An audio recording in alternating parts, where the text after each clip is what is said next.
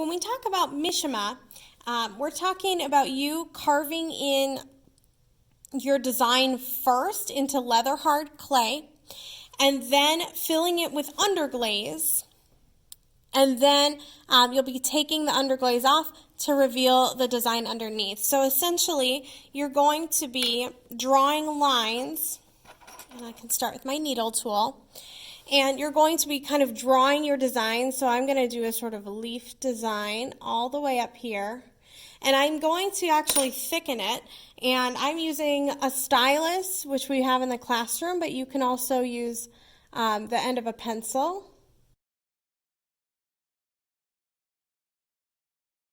And you'll want to make sure that you have some slightly deeper lines. So this might be good to start off with, but I might have to go in and make a slightly deeper imprint on some of them. So I'll do that all the way around my box. You're going to get all of your designs in there first, and then I'll show you how to do the next step. The next step of Mishima is once your box is leather hard and you've carved in all of your stuff, you're going to take a big paintbrush and you're just going to kind of sweep away all of the dingleberries. So all those little extra pieces of clay that you don't want, you're just going to sweep them off there. This also helps to kind of round out some of your corners. And then you're going to take whatever color glaze you want to use, and you're going to paint the glaze inside, making sure that it actually makes it into the crevices.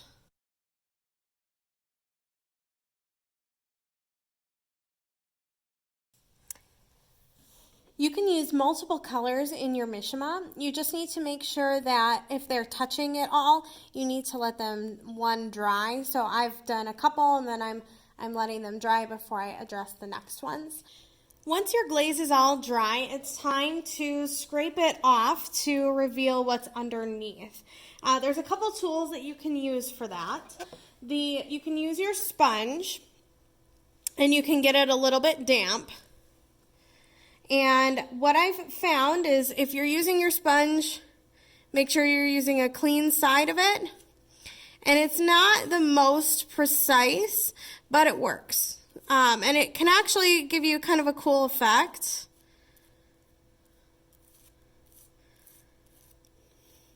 So it can kind of look distressed. So if that's something that kind of fits your project, that distressed look can be kind of cool.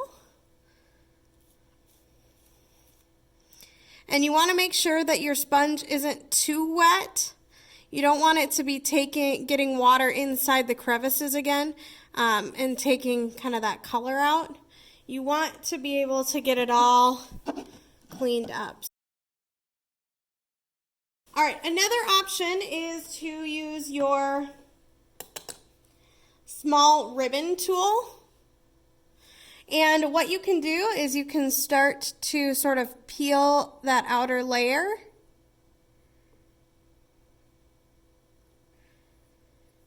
And you're literally just shaving off the outer layer and revealing what's underneath. You're going to want to make sure it's super clean the whole time. Otherwise, what happens is you start to kind of bring the clay back into the little crevices. So you want to make sure it's nice and clean. And then it'll eventually start to kind of look like this. The next thing that you could do is you can take a sharp rib tool and you can start to sort of shave that down.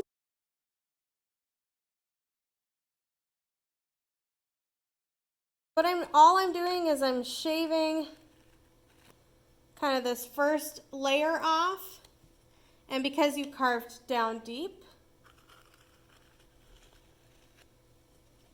it should be leaving all of your glaze intact. So you'll use whatever is kind of working best for what you need.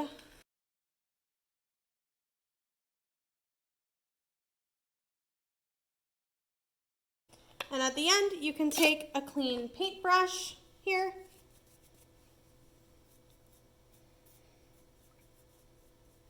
and get out all the extra clay.